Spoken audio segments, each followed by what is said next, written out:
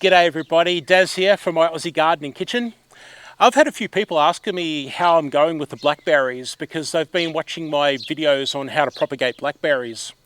So I thought today, while I'm out here picking some, I'll just go through a few issues that I've discovered and also just give an update on the actual progress, like are they growing and am I getting berries? I think that just gives it away, but yeah, so if you don't mind sticking around, yeah, let's have a look at how I've been going with these propagated blackberries. This journey started about a year and a half ago, where I took some cuttings from the mother plant, put those into pots, then I let those pots sit protected for about 3 to 4 months so the roots could develop on the stems. Then after a good, say 4 months, I planted them into the ground, about 8 of them, and then over the next year they grew into the most amazing plants, as tall as I am, and that's because I had to cut them back, otherwise they'd grow taller. And now look at that, they're just fantastic, producing so much fruit. Has propagating blackberries been worth it? Absolutely yes. It's just unreal. I'm so stoked. I've just got so many blackberries to pick every single day, and I've just started on the other side before, and that's what I've got so far. And I've got this part here, but there's a bit that I've had to learn too. It's been a bit of a learning process because this is the first time I've grown these here in this climate, in this area. And boy, was I in for a shock, because the number one thing here that I ran into was the sun. The sun just, oh boy, I had a week of say 40-degree weather, low, very low 100s in Fahrenheit. And what happens is the sun just dries them out so much. It dries out the foliage, it burns the foliage, it dries out the berries, they become woody, and I do have stink bugs in here too. So stink bugs are a bit of a problem, but I'm spraying these with chili oil to try and control that.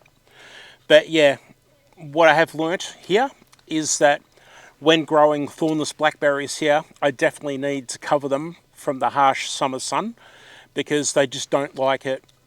Now, at my previous property, I was growing raspberries, for instance, and they were in the full open sun every single day of the year, and they were fine. The same raspberries that I brought up here and transplanted up here do not like the sun. I've got my raspberries permanently covered with shade cloth because the sun here is just too harsh.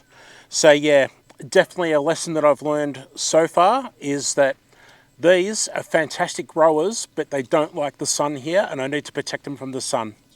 This Chester variety of thornless blackberry, it's taking a good soaking twice a week here in summer, and it seems to be okay. It looks like that's the go, is to give them a good soaking twice a week, and they're doing okay.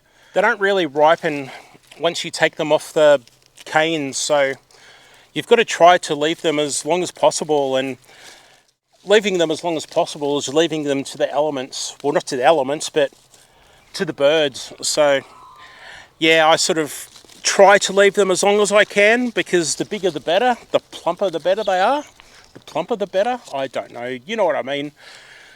So yeah, try to leave them as long as possible, but it's so hard because I see the birds out here every day.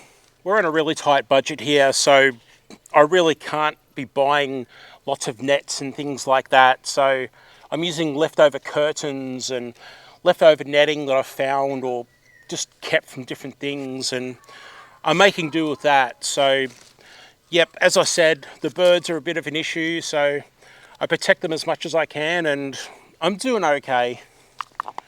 Propagating these thornless blackberries has been really simple, and I do recommend checking out my video that I'll link to and show you how I did it, because it was so easy and it's so rewarding.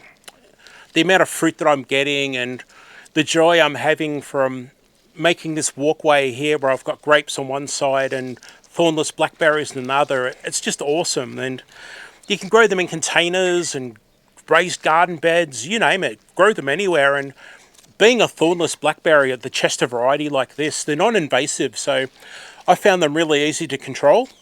And it's just up to you or me to keep control of them by, like this one here for instance, this is way too long.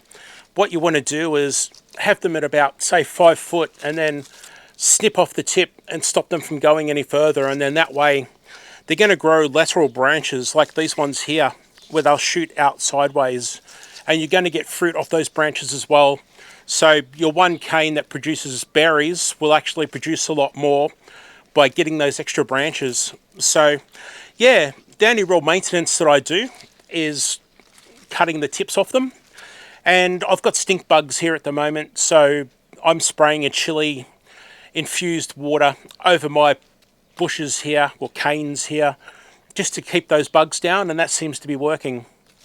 I do lose a lot of these low-hanging ones to the chickens, but you know what, that's fine, because my chooks give back to me so much in friendship and eggs and company, and there's such a good thing to have around. And you know what, if they get to get some fresh berries off the vine or off the canes, good on them. Just not too many. I really do enjoy these blackberries, and so do my girls actually. If you wouldn't mind clicking on this video on the screen right here, this is actually going to show you where I started propagating these blackberries, and it's amazing how far they've come from this to what you see now. Thanks very much for being here and watching this video. I do appreciate it as always, and I'll see you next time. Bye.